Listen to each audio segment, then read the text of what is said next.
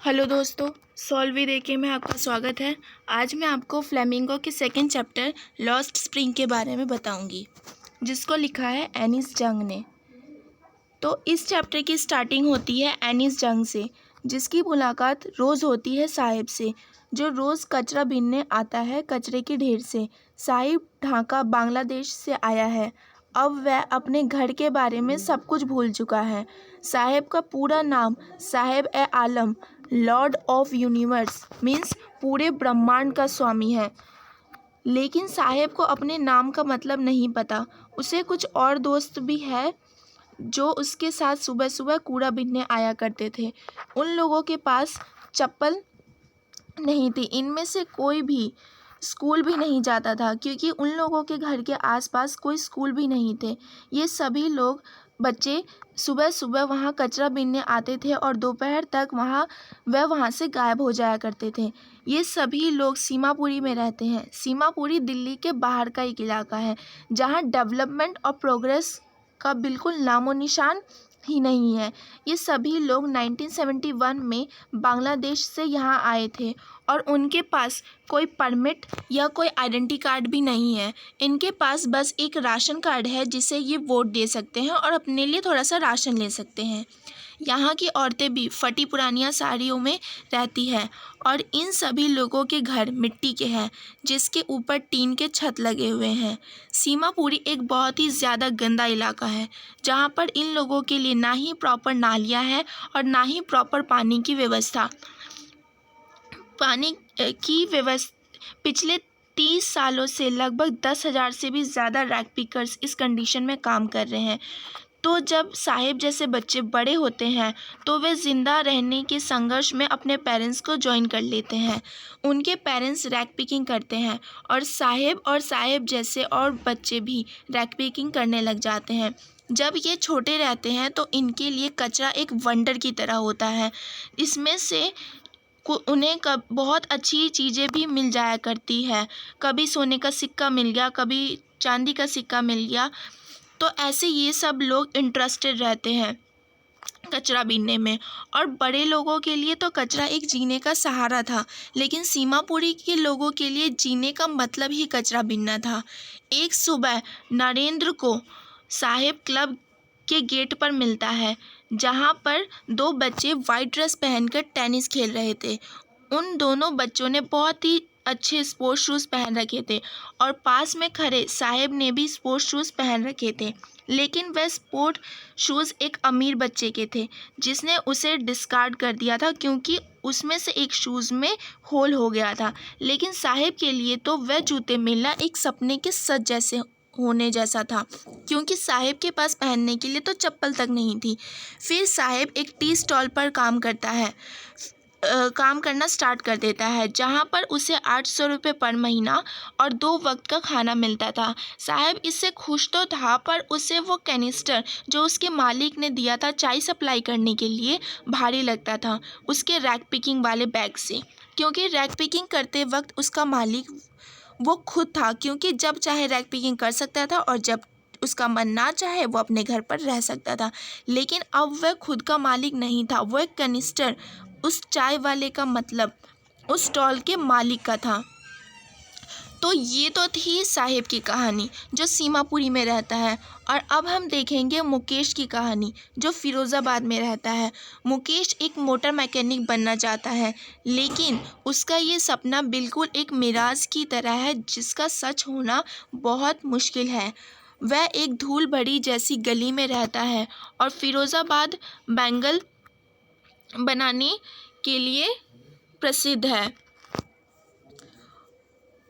और फ़िरोज़ाबाद में लगभग 20,000 बच्चे गैर कानूनी रूप से हाई टेम्परेचर वाले हॉट फर्नेसेस में काम करते थे।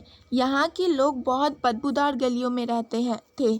यहाँ पर इनके घर के आसपास हर जगह कूड़ा कचरा फैला हुआ ही रहता था और यहाँ पर मकान भी बिल्कुल झोपड़ियों की तरह है और इनकी दीवार भी बिल्कुल गिर चुकी है। और यहाँ के बुज़ुर्ग जो यहाँ रहते हैं वह भी ये इंडस्ट्री में काम करते हैं और वह बहुत ज़्यादा गरीब है। उनके पास इतने पैसे नहीं होते कि वो अपने घर को रिनोवेट करवा सके।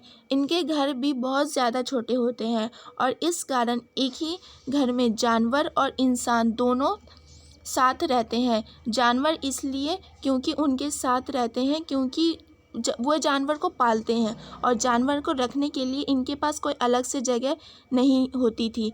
इन लोगों को जानवरों को भी अपने साथ रखना पड़ता था और इस कारण जानवर और इंसान दोनों एक ही घर में रहते थे। गरीबी के कारण ये लोग अपने बच्चों को स्कूल भी नहीं भेज पाते थे। इन बच्चों को भी अपनी फैमिली को सपोर्ट करने के लिए इन ग्लास फर्नेसेस में काम करना पड़ता था। और मुकेश भी एक ऐसी ही फैमिली से है जो बैंगल बनाती है।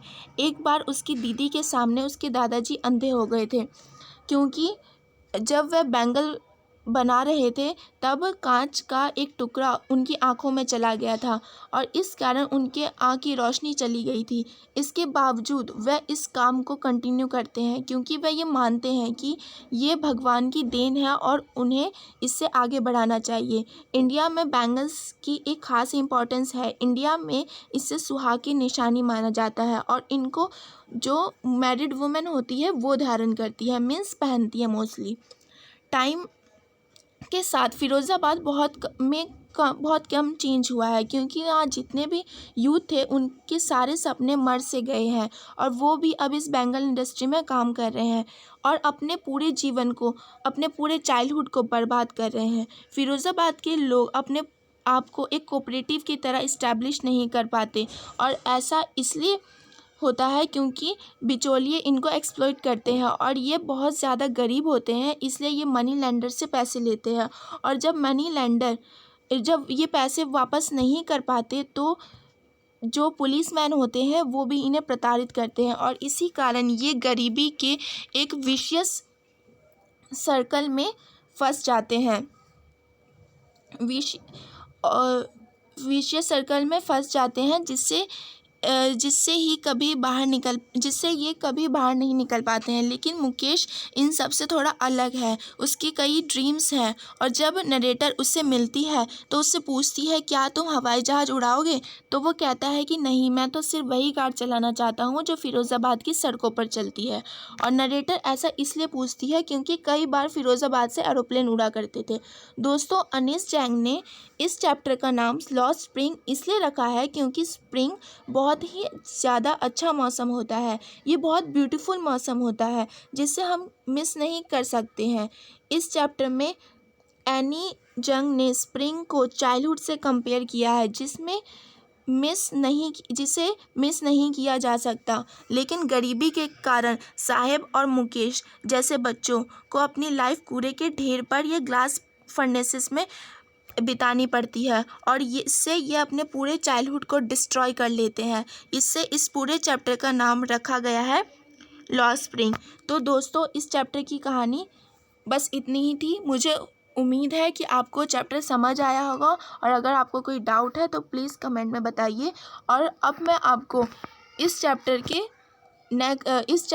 के इम्पॉर्टेंट क्वेश्चन दूंगी विद एक्स्ट्रा क्वेश्चन, जो चैप्टर के बीच से आते हैं, जिसके बहुत ज़्यादा चांसेस है एग्ज़ाम में आने के। बट एक्स्ट्रा क्वेश्चंस की वीडियो आपको नेक्स्ट वीडियो में मिलेंगी, क्योंकि इसमें मैसअप हो जाएगा। Thank you so much.